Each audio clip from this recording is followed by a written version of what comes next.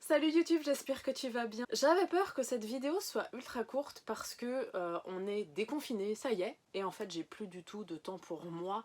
Je lis extrêmement peu puisque bah on sort, enfin non d'ailleurs on sort pas tellement mais on reçoit beaucoup, donc on a pas mal de monde à la maison. On a commencé à faire des travaux aussi dans le jardin, donc ce qui en soi est vraiment top, sauf que du coup bah j'ai plus tellement de temps pour moi, ni pour lire, ni pour faire du diamant, ni pour faire des tas de trucs. Du coup, j'ai pas lu beaucoup ce mois-ci, mais c'est pas grave, je vais quand même te faire ma petite vidéo du mois. Alors, ce mois-ci au menu, et ça n'a rien à voir avec le fait que je n'ai pas eu le temps de lire, c'est le premier tome de Passe-Miroir. Alors, c'est assez épais, ça doit faire dans les 700 pages, mais j'ai beaucoup aimé. Je t'avoue que je ne sais pas du tout si j'aurai le temps de lire le deuxième pour le prochain mois, mais j'ai vraiment beaucoup aimé. Alors sans trop en dire parce que bah, forcément c'est une longue histoire, c'est l'histoire d'Ophélie, donc qui est une jeune fille de 17 ans je crois, qui vit dans un monde, donc c'est une dystopie hein, en total, qui vit dans un monde où en fait chaque famille a des pouvoirs propres à sa famille. Et le sien, c'est quand elle touche quelque chose, elle arrive à lire l'histoire de la chose. Donc en l'occurrence, elle touche cette poupée-là, elle va être capable de me dire quand est-ce que je l'ai eue, qui était la personne qui l'a eue avant, etc.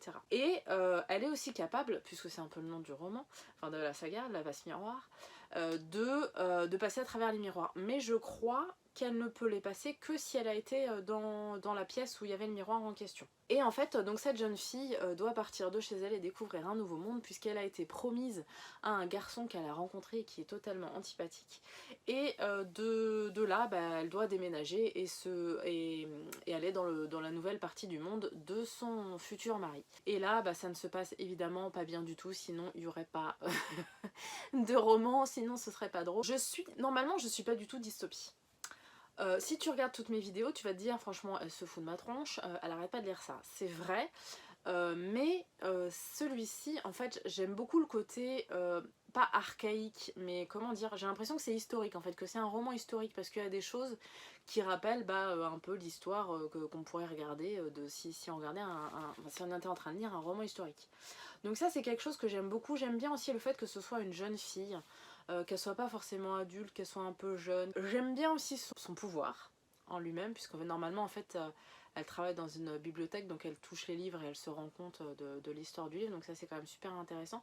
Bref, il y a tout un tas de choses qui sont hyper bien décrites dans les romans, dans le roman en tout cas, parce que j'ai pas encore lu le second. Et en tout cas, j'aime beaucoup la façon dont ça a été décrit, et j'aime bien la façon dont ça se passe, la découverte des familles, la découverte de qui est qui, de qui fait quoi, etc.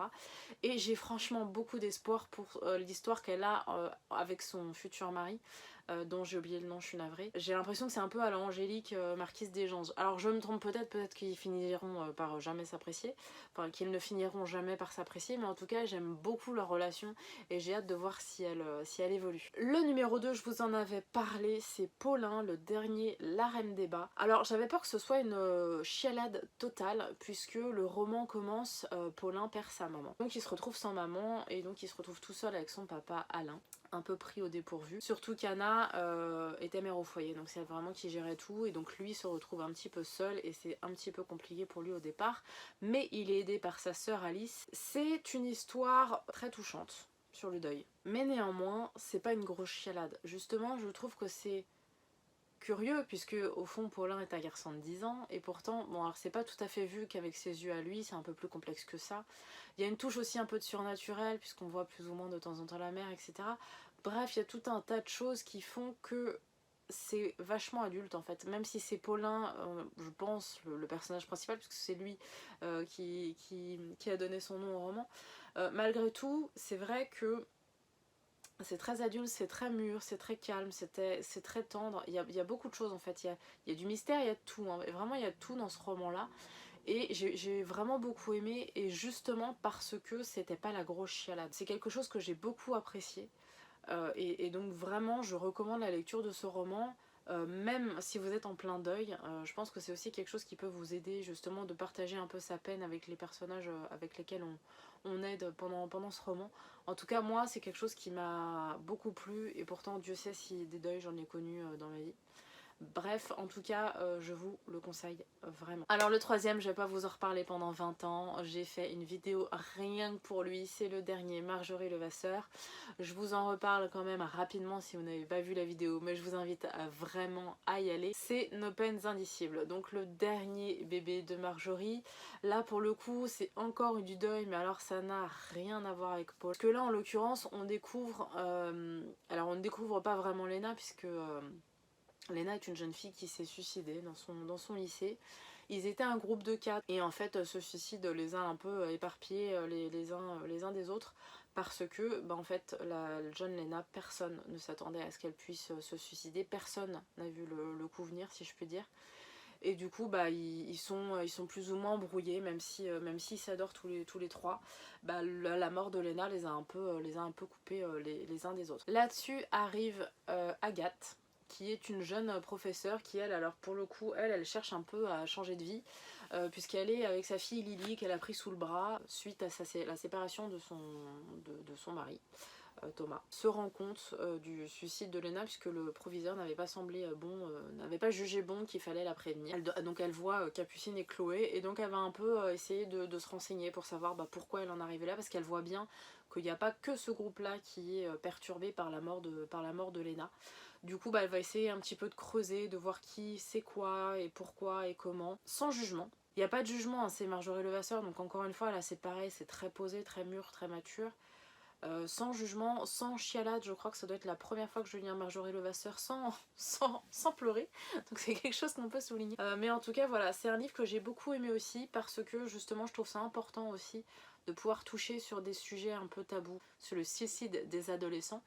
Et voilà, donc j'ai trouvé ce livre très intéressant, très bien écrit comme d'habitude.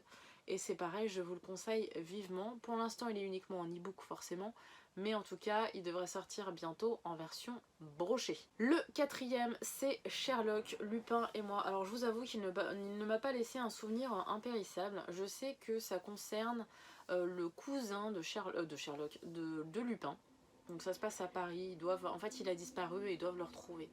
Alors ça devient de plus en plus acadabrantesque. J'avoue que, mis à part pour le folklore, Sherlock Holmes, Lupin et Irène Adler, j'avoue que cette saga commence un petit peu à me fatiguer. Puis là j'ai le 8ème. Je crois que le 9ème n'est pas encore sorti en français et je pense que ça m'arrange. Je pense que ce qui va se passer c'est que je vais lire tous ceux que j'ai, tous ceux qui sont sortis, et comme ça sort au fur et à mesure, c'est très bien, ça me ferait une pause parce que là j'en lis un par mois et je pense que c'est un petit peu trop. C'est vraiment des romans qui je pense ne se lisent pas aussi régulièrement que ce que moi je fais. Une petite enquête sympatoche, hein, ça se lit bien, mais je pense que je sature un peu. Je pense que j'ai envie de voir autre chose. Alors dans ceux que je suis en train de lire, il y a Ruine 3, je t'en avais parlé, j'avais comme ambition de le terminer, surtout que les deux premiers n'avaient pas été très longs, mais celui-là je crois est un petit peu plus long. Il fait 300 pages environ. Je veux pas le bâcler parce que c'est la fin de la trilogie, donc forcément ça m'intéresse grandement.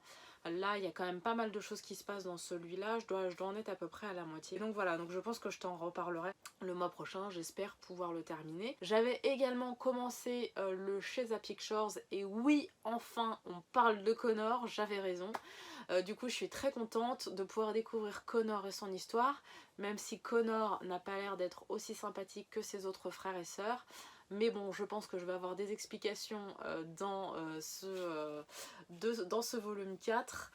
Donc il fait plus ou moins aussi partie de ma pile à lire. Et bien entendu dans ma pile à lire, je rajoute le 2e tome de La Passe Miroir. Sincèrement, je pense que je n'aurai jamais le temps de lire ce volume. Sauf si vraiment on se calme, ce qui devrait finir par arriver quand même. Mais en tout cas je pense que déjà j'aimerais pouvoir terminer Ruine et Sheza Pictures. Je voulais commencer aussi La Sélection, je ne sais pas si j'aurai le temps, parce que ça c'est une saga qui se passe sur 6 ou 7 volumes je crois, et qui m'intéresse grandement. Je t'en reparlerai si jamais j'ai le temps de le lire, mais sincèrement là ça commence à faire beaucoup, je ne suis pas sûre du tout que j'aurai le temps de le lire.